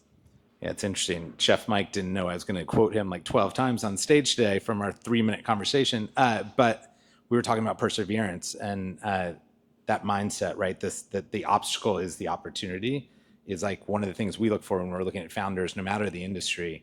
That's sort of the special sauce that if you see that in them, that they can go that one extra step, is really powerful. I'm curious, thinking about you being in this kitchen, scooping 16 hours a day, what's the biggest transition from that sort of handmade product to the scale that you're talking about today? Yeah, that's funny. As I was thinking back, like one of the pivotal moments is actually after winning the Midwest Dairy Pitch Competition, we got reached out to by Alinea, which is, they're a 3 Michelin star restaurant in Chicago. They're one of the top 20 restaurants in the world. And they do these awesome Thanksgiving Day boxes. And so from seeing us win this pitch competition, they reached out asking us to make cookies for their Thanksgiving Day boxes, which was a huge opportunity for us and really validated the quality of our product. And we had to, like my husband and I would scoop, but we had to recruit family members and we had to do like 18 hours of scooping to to make enough cookies, which was like 4,500 cookies for Alinea. We knew that getting to the next stage of really my vision of becoming the household name for ready to bake desserts, like we were not going to be able to scoop enough cookie doughs. As we started talking with Mariano's and Meyer, the sheer PO of that would take us, I mean, months to manufacture at that point. And so we knew that we needed to continue to grow and to get more automation to enable that to scale. And so that was kind of like an inflection point, as well as like always knowing our North Star and where eventually we wanted to go. And then to your point, the processes of, again, the growing pains, but you continue to learn and develop of, changing processes that help get to the next level. But for me, the most important is making sure that the product is still the best and that never changes, even if my manufacturing process or how we do it or anything, if it's not hand scooped and now it's cut, I still want it to be the best cookie ever, and it better meet those expectations. I love it. I love it. You talked a little bit about Midwest Dairy and some of the advantages this program had for you, from the kitchen time to even the exposure. Is there anything else that you would call out that Midwest Dairy did or this program did to help you all scale? Yeah, definitely. Like I said, the having the kitchen was just a huge start for us that allowed us to have a year to really, use those funds elsewhere in the companies for us to, rebrand and have our bright, vibrant packaging that we now have, and invest in inventory and other things and allow us the time to get to that scale. So not only the award from the program, but then, like I mentioned, I think a lot of these are just such great opportunities to continue to develop your network. I still keep in touch with a lot of the people I met who were either judges or, again, like some of the connections that I made coming out of the event. I think the food space is just such a welcoming community, and really, meeting individuals and continuing to use them as resources and to provide that also back has just been, even connecting with the Midwest Dairy team, they've always been so supportive. Yeah, it's crazy. One program we did 10 years ago when we first launched held an alumni event without us knowing, because they had all become friends and stayed in touch for 10 years, and their companies had all grown different ways. And so I think one of the things that's cool about this is that cohort feel where you get to know the other founders, the judges, and then the mentors, right? Open up doors in different ways. So super interesting. You mentioned your vision. That you want it to be the best cookie no matter what to achieve your long-term vision. What is your long-term vision? Yeah, my long-term vision is to be the household name for ready-to-bake desserts, and really to provide a product, again, that you're proud to serve and proud to have in your home, so that really you can indulge anytime, whether that's for yourself every night or making that for your kids or making it for a party or whatever that may be, but something that you can feel great about. Do you have any advice for me? I have a 6-year-old son who argues with me that you have 2 hands for a reason, so you should get 2 cookies every time you get. What's your stance? Is it a 1 cookie or a 2 cookie at a time vibe? As many cookies as you want. As many as you want. It's all good. What advice would you have for the founders that are here? This is always an awkward moment because they're like waiting to hear if they win. Yeah. They're also listening to you very intently, so we'll see if it sinks in. But from being in their shoes, do you have advice for them on growing from this point? Yeah, definitely. I usually have like 3 pieces of advice. So my first is just to like keep going. I think at the beginning I was so stuck on perfection and like wanting everything to be perfect. And I think, again, kind of going back to the growth mindset, like you got to get it in market, you got to just keep trying, and it will continue to get better, and you will continue to iterate and learn as long as you just keep that forefront that it's going to keep getting better and better. With that, on number 2 would always be get a lot of feedback. I think that's really, for me, the consumer is the most important, and to get valuable, honest feedback that continue to help you push the brand forward has been so important to me, and to continuing to make sure that the product is the best that it can be. So get that feedback from people that don't know you, that don't know anything about your product. It will just continue to help you evolve and make sure that, again, that it's meeting that consumer's need. And lastly, kind of going back to your point, I think there's so many ups and downs with entrepreneurship. And I think really keeping a focus on why you started, and that we call it our North Star, but like really what we're pursuing after. The road's always going to be windy of how we're going to get there, but I think maintaining that focus helps you get through all those peaks and valleys in the way. I read something that Mark Zuckerberg from Meta or Facebook said being a founder is like waking up each morning and getting punched in the stomach and then just doing it the next day anyway. And that is part of this. And I think staying kind of even keel is very hard to do, but is a great secret. On the feedback side, one of the things that's interesting is, you mentioned getting outside of people that know you, right? My mom is a big fan of Venture Fuel. She couldn't tell you what we do, but she really loves it, which is wonderful. How do you get outside of the friends and family to get feedback that you can trust? Yeah, for us, it's been, in our early days, we did a lot of farmers markets and a lot of in-store demoing. Even at the retailers that we're in today, we still spend time demoing in store to get customers. They'll be very honest with you on what they think. And so that's traditionally where we get a lot of feedback, again, for people who have never seen the product, what their initial thought is.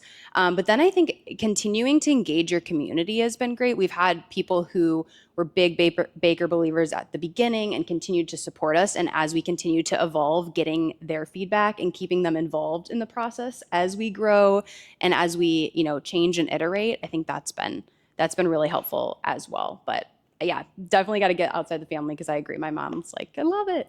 That's great. I guess it would be bad if the other thing was true, right? If your mom was not supportive. Yeah. I'm curious, where did the name Baker come from? Obviously, I know where it came from, but why choose Baker? Yeah, this is funny. No E. My husband and I were actually talking about this weekend of saying, do you remember how we got to the name Baker? And this is a true story. We spent 6 months trying to come up with a name. Really couldn't. It was originally called like Better Bake or something. Some lawyer was like, you'll never be able to trademark that. So I went to Google and there's like name generators. And one of them, it was like, they can misspell words. And so they came up with Baker, B-A-K-R, which we liked. And we're like, I really wanted a name that frozen cookie dough is the beginning, but I see this going beyond cookie dough. And so something that allowed us to be able to do that. So we thought Baker was perfect. And really, it's actually the initials of me and my husband also. So it was kind of like it was meant to be. Oh, that's very cool. Yeah. I was about to look at my socks, but they are cow socks today, in case anyone wants to know my allegiance to the dairy industry. But normally I have Venture Fuel socks on, and my wife is Vanessa and I'm Fred. So we always joke the VF. Love that. Yeah. So there we go. The initials work. So you mentioned going beyond cookie dough. Where do you want to go? It's a great question. Actually, we still have a lot to do with cookie dough. I just wanted it to leave that opportunity.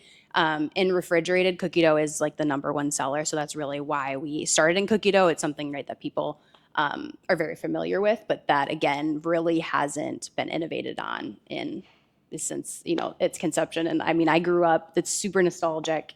And I think there's just a huge opportunity even for us to keep going with that. Baker's only 2 years old, but definitely always leaving the door open for other frozen desserts. So we have a moment or two because the judges are having a hard time making a decision. Are there any questions from the audience? Just scream it out.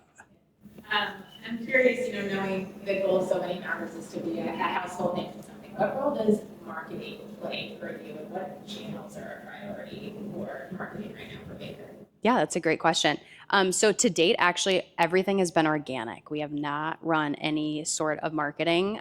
We are looking to turn that on now that we're becoming nationwide, and that we're really getting to a point where customers can go to their local grocery store and be able to purchase the product. And so really what we found, we started as a direct-to-consumer brand, which is a great way to, again, get feedback and try the product out.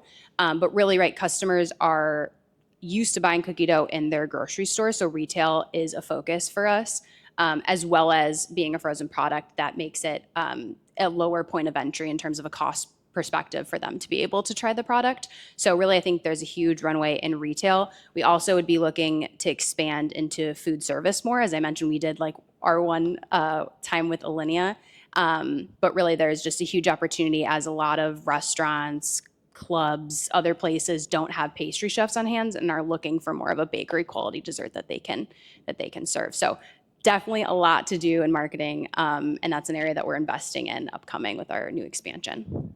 600,000 cookies, no marketing. That's pretty good. Mike. Yeah, so I have a background in CPG as well, more so like shelf-stable sauce and seasoning type products. And here you go from scooping 14 hours in the kitchen to being at 400 points of distribution. It's just like kind of mind-blowing. So can you talk a little bit about what that journey looked like and maybe how much of your supply chain background professionally kind of played into that? Yeah, so I knew kind of from the beginning that I did want to move into retail again as customer, like you typically buy, right, your Pillsbury, your Toll House, Sweet Lorenz, like in the grocery store. A lot of those initial conversations of getting into retail actually happened like here at the Hatchery or through connections like this, where really we had some retailers who reached out who were super interested from the beginning, and that's really how we got connected with Mariano's and Meyer. And from there, our performance has allowed us to have other retailers be interested in Baker and continuing to provide those opportunities for us to grow and expand. I mean, definitely having a supply chain background is helpful in the sourcing, the manufacturing, and the distribution. But I feel like being a founder, right, as you know, you wear like all hats. And so it's definitely also learning all those other aspects of the business that I didn't have as much knowledge in. And really, get used to being uncomfortable and having to learn how I master those areas, since we kind of had the supply chain aspect understood. But it's still a different level of going from P&G and their scale to running your own supply chain too. I think it's really interesting when we run these programs, each founder has a different skill set that they brought to it, their expertise they brought to it. So you had supply chain, but now you're going to have to learn marketing. Right, exactly. And that's the cool thing about being an entrepreneur is you end up wearing all those hats until you hit the scale where you can hire people, and then you have to learn how to hire people, which is then you get into HR. That's real fun. Do you have a question? Go for it. Yes. So you said that you had some grocery chains that were interested in you. And as your product hit kind of a critical mass of demand generation, were you able to mitigate or navigate around any of the traditional trade spend through that channel, through KE, UNFI, the free fills, the slotting costs? Were you able to maximize your margin a little bit more?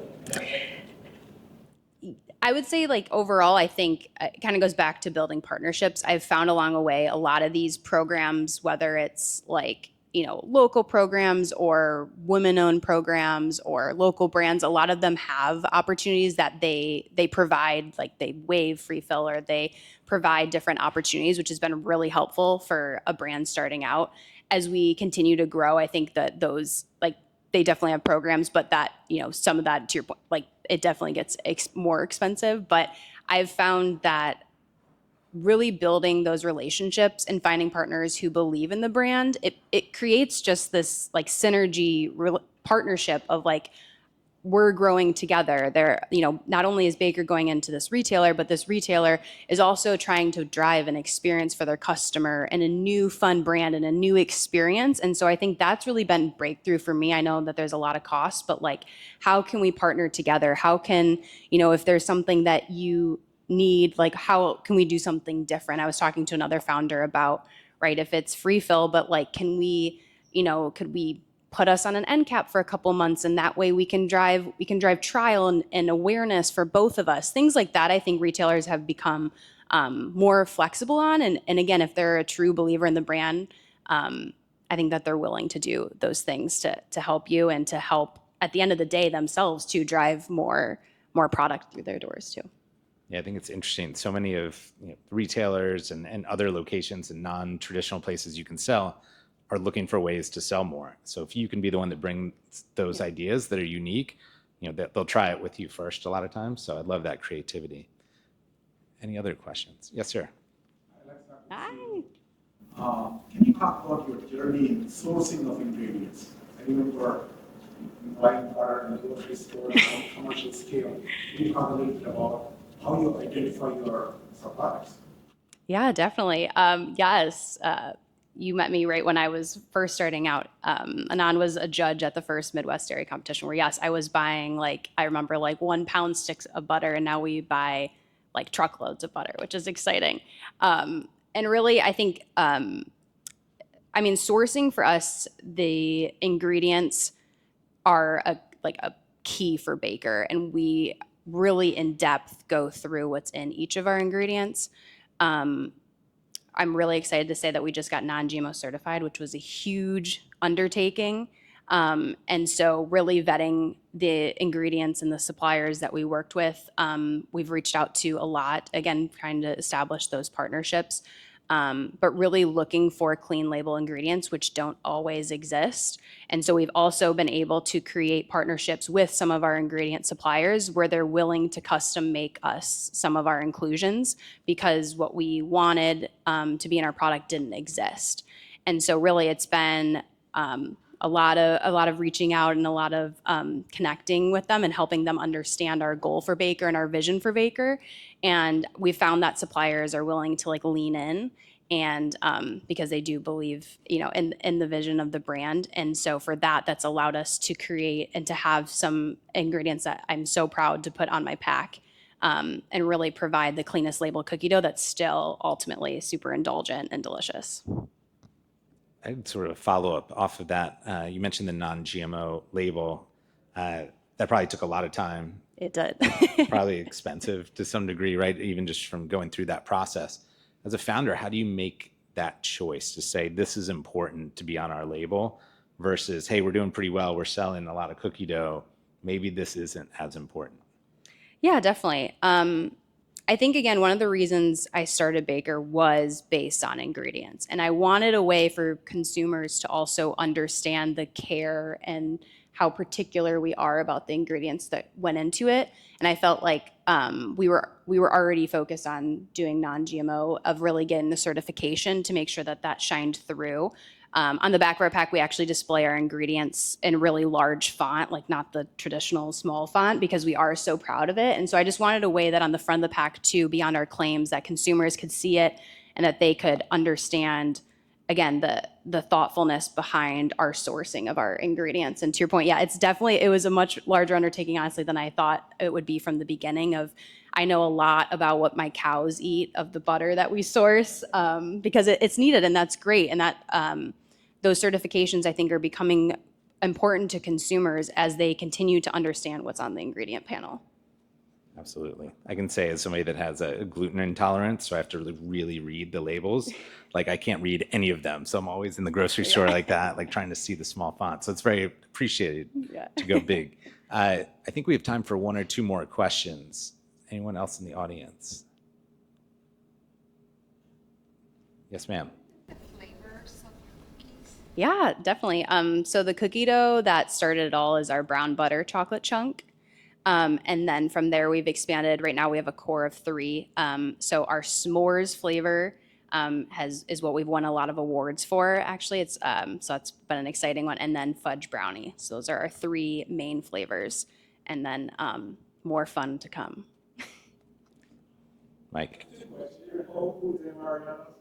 Right now we're in Meyer, Mariano's. You can also DoorDash it to your house. So Midwest centric, and then we'll be nationwide by the end of the year.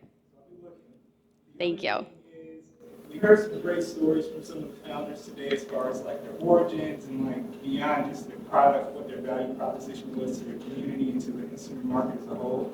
And so you're talking a lot about like the clean ingredients and GMO and that sort of thing. So I'm just curious, is there an additional story element that you told to kind of like help fuel your success, or is it strictly based on the product being clean and you wanting to kind of innovatively work with the ready-to-eat kind of thing, or ready-to-bake? Yeah. I think that actually the core of ready to bake, right, is like convenience.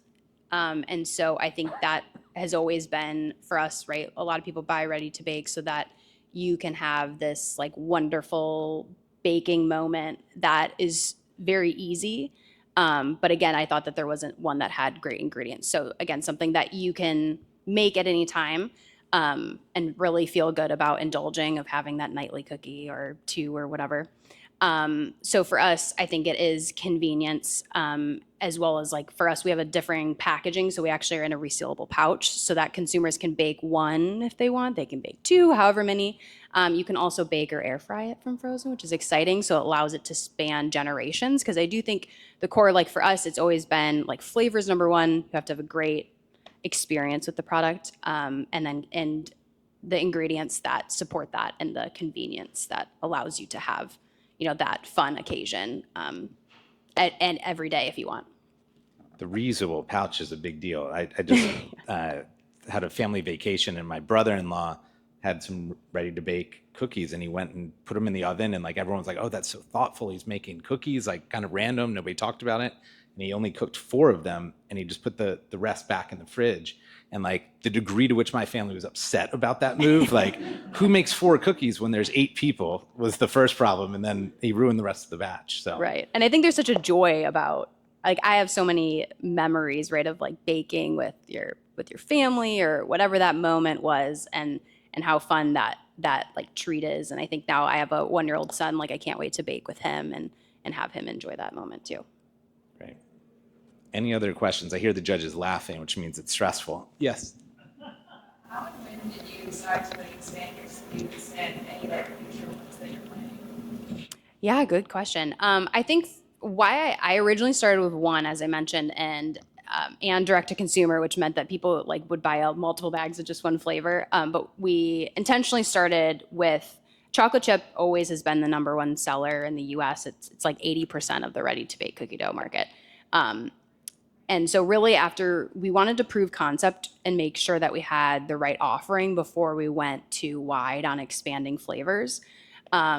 And then from there, we really used kind of, as Rosebud was saying, the data to help us guide where to go to next. Sugar is the next big cookie flavor. And really after that, then a lot are smaller. And so from there, it was more getting customer feedback of what additional flavors. I would say we continue to refine even from there. But harnessing like the nostalgia of s'mores and of other flavors like brownie is kind of, chocolate, of course, is a big one too. So, but then from there of where to expand is really, again, more consumer based and creating fun moments. So I see the judges are back. So I have one last question for you. How fun is it to do R&D when it's cookie dough? Oh, I am making cookies I do actually, that's a fun fact. All of the recipes are my own. So I actually R&D all of it in my home kitchen as it starts, and then we'll scale up from there. So we were saying that I don't even know how many thousands of batches I've made, but so fun. I eat a lot of cookies. It's like the luckiest 1-year-old ever. He doesn't even know what he's getting into. He's going to get to like sample all these different cookies. I have a freezer in my living room, if that tells you anything. I love it. Well, Alexa, thank you so much for sharing your story with everyone. Thank you so much. All right, judges, if you want to come back here to your chairs. I assume you guys have an answer that came out of all that, right?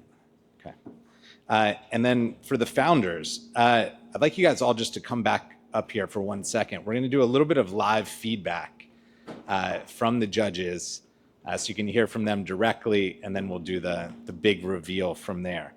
I thought, Sylvia, maybe we could start with you, if you wouldn't mind giving some thoughts on the process overall as I walk back to get your microphone, okay? Well-oiled machine here. Just about what happened in the back room, judging. We don't get to see you. I've always thought we should have like a live camera of watching you guys like argue with each other. But can you tell us what went on back there and some just overall thoughts? Yep. So I'll say that just like Fred and Darren mentioned earlier today, very excited about the future of dairy, and you all represent that, right? I mean, you touch all aspects of it, ranging from like the yumminess factor, the community aspect, as well as the science. So just thank you all for taking the time and doing this, because it really does showcase the future of dairy. I think in terms of like the back room, those were some of the discussions that we had, right? Like what will help dairy move in the direction that it's meant to move? And we have lots of options. So thank you. Love it. Bridget, do you want to give some thoughts? Yeah, I'll give overall, and then Genesis, you've got me. So we've got Great. If we can move into that, just making sure I'm doing the process the right way. Yeah, I think it's amazing. And I think as a player in Frozen Novelty, it was interesting when you all were revealed. It's like to see what's going on in the case. And I'll offer myself up too to give as many pain points or watch outs that I've seen the past few years. because it's a hard space to break into, and it's competitive, and the retail space is something else. And sampling, like I said, it's a world of PTSD. So I'll give you those pain points. But I think you guys all did great. I think it's always hard to get up and find room, and especially going first as this with technology, you just gotta roll with it, and you know your stuff. So to go from there, they've asked us to give one standout and 2 suggestions for improvement with no context as to which piece that I was going to pick on. So one is I really love this whole concept of the mashup of the nostalgia and future forward. There is something really great. People love comfort and what they know, but they want the reinvention and keeping it new and fresh, and particularly in novelty is what have you done for me lately and what am I going to try, like the newness. So kind of always keeping your roots clear in that really beautiful love culture arena and community, but then pushing the edge of what this product can be. Continue to build that. I would say, for me, a major watch out is DTC. It is incredibly expensive to ship frozen overnight. And when you get that supply chain, let me know how you've done it, because it's a loss leader when we do it. So I would suggest instead to grow the retail footprint, invest in your brand, drive those velocities, expand there with your marketing. And then as you need to do the rest, use your D2C to kind of be the fun thing, or sell swag because it's fun. And then in pitches in your areas, just be really clear in where you want to focus and how you're going to be lasered. You've got this in your backyard and how you're going to grow there. So just continuing to be clear in that. And I think from a product, it's interesting because I had the pineapple. It's not as banana forward. So you've got this frozen pudding thing where you can say your origin is in the banana, but I would really emphasize the frozen pudding versus the banana emphasis, because it'll confuse consumers, and you set up a taste expectation or a dislike if someone doesn't like it. And I would actually use that base as your like white canvas to go however you want to paint it with whatever flavors you've got. Awesome, thank you. Cam, can you give a little feedback for Rosebud? Yes, fantastic from all 4 of you. Thank you for the time today. I feel very full from all the great solutions and products I tried today. But Sam, for you with Rosebud, thank you for the sample and for the time. One thing I thought was really, really smart was just the millennial targeting aspect of it. You know, myself being a millennial parent, I think convenience is key. The novelty is there. Kids love things they can take on the go. Parents love solutions that are easy. So I think knowing that your direct focus is there and knowing what you're trying to aim for is really smart. You can be laser focused in thinking about the positioning relative to your competitive set, how you want to evolve the packaging, and then some of the other utilities of the product. I think it was just very smart, very laser focused. In terms of just kind of thinking about some of the ways that I would kind of coach or think about opportunities, I would say just a couple things. Identifying the quickest channel path to national demand, as you mentioned it, whether it's food service, going to retail, again, to the earlier point about just obviously shipping and distribution, it's very, very expensive. So I think just understanding the most cost-effective way to get the most scale and the most consumption as possible is going to be really, really key. You can do a lot of things, but trying to find the critical path is going to be the most effective way. And then the other piece that I had for you quickly, I would say, and you mentioned this towards the end of the pitch, you know, having the technology to put things into a pouch, you could go in a lot of different product directions. My advice would just be to stick with ice cream first. You know, stick with your core competency, drive that home, become an expert in that space with pouches and with packaging, and then expand from there once you become an expert in that space, because it's hard once you branch off into several areas that may feel somewhat related but are not necessarily, because you expand your competitive set, you expand all the other considerations that you may not have thought about in expansion. So I would keep it focused and I would just drive it forward. Yeah, thank you. Awesome. Ross, Sugar Witch. All right. Well, also to everybody, just wanted to say, you know, it's a privilege to have entrepreneurs show up and share what could unfold as the future of dairy, right? And it's a privilege to witness you guys on your personal journeys. So I just wanted to say thank you. I think it's always extraordinary. Having said that, Sugar Witch. So love, love, love your brand. And, you know, you're doing everything right that a brand should do because you're creating experiences that are memorable and unique, right? I think in terms of, so that really stood out, and I would encourage you to really think brand and experience, because your experiences are incredible and unique and authentic. I think in terms of some suggestions for, it's improvement, but I'll say embellishment. I think, as you look at where you could grow, I think your potential is way beyond what you showcased. I think you could spread a movement through your product and your brand. And I think if you look universities, not just St. Louis, but every university, and then what that does is it seeds Gen Zs and younger to be the future, and to show not only diversity and what conscious capitalism could do, but also inspires them to say dairy's a part of this too, where sometimes you think egg is different, right? So you're integrating that. So I really encourage that. And then secondly, I think as you look at your venues, I think understand that experiential is a big key to what you do. So if you think wedding groups, right, that are wedding planners, and you guys say instead of cupcakes, right, if you think beyond events and universities, you think of other food type of experiences, you guys could be at state fairs, things like that. I just think experientially, you've got a lot, your brand and your potential, along with the community that you represent, is really huge and differentiated. So I'd encourage you to be mission-based and go get it. Jill. Thank you all for sharing your stories with us. It's really electric to be in a room with entrepreneurs who have it so together, and who are so laser focused. And thanks for the contributions that you're going to make to moving the needle in dairy. Zogarai, I love that you have hit on a moment of cultural zeitgeist in a couple of different ways. First of all, that people are looking to food and food products rather than supplementation. And you've uncovered this novel group, men, who will embrace probiotics in a way that women perhaps have in the past. And then also direct to consumer, you have like a really great selling strategy. A couple areas to look out for: education. It's going to be an uphill climb getting people to understand that you're going to be eating your vitamins or probiotics, prebiotics, postbiotics, et cetera, and that you're just going to do a couple of tablespoons. So that I would start to think about, how do you get people in 5 words or less to understand this?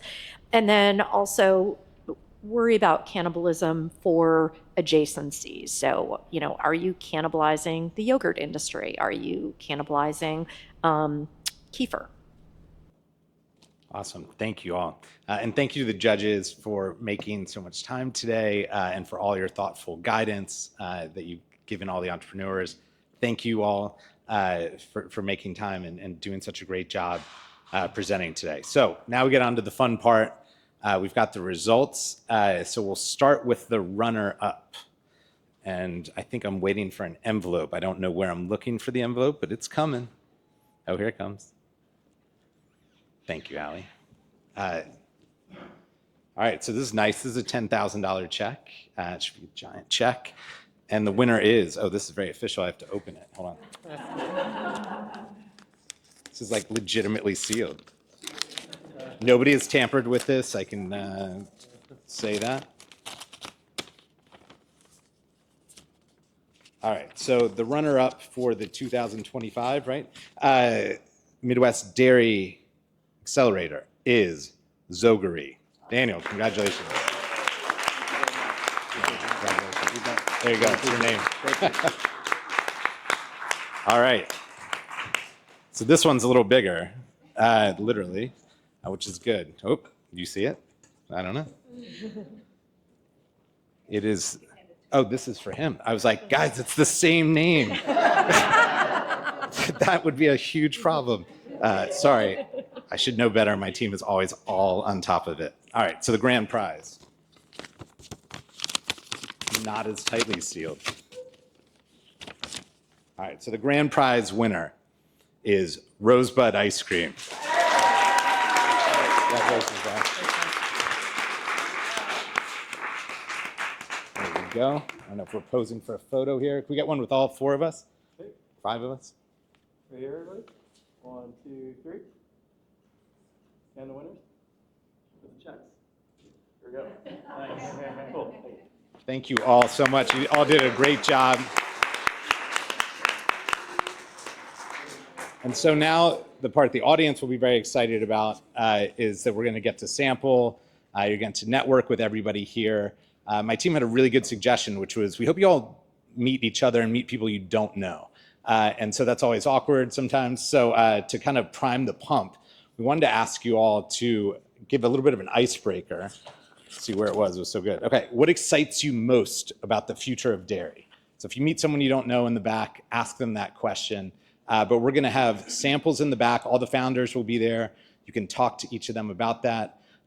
We can't wait to see you all next year here, we hope, in another great program. And want to thank everybody from Midwest Dairy. And one other surprise prize. Yes. Would you like to announce that one? No. Oh, okay. I was going to do that, and then I'll turn it to you. Darren always likes to be on stage. Just kidding. People called me Darren today. I know. It was good. You set it up. Okay. So the surprise additional prize is actually an in-kind prize from Ross at Q Brand Communications, who's very generously offered to give 40 hours of consulting to Rosebud. So that's a huge opportunity. Thank you very much. That's wonderful. And Beth, was that what you were up here to talk about? Okay. So the last thing I'll say is thank you to Midwest Dairy. It is truly an honor to be able to help the future of dairy, as many of you mentioned, and to work with great people that are so lovely. And thank you to my team at Venture Fuel. You guys work tirelessly. So Allie, Kat, Alice, and the whole crew behind the scenes, Maggie, Mo, thank you. But you guys, please enjoy, have fun, sample, enjoy all the good flavors, and we'll see you next year. Thank you. Yeah.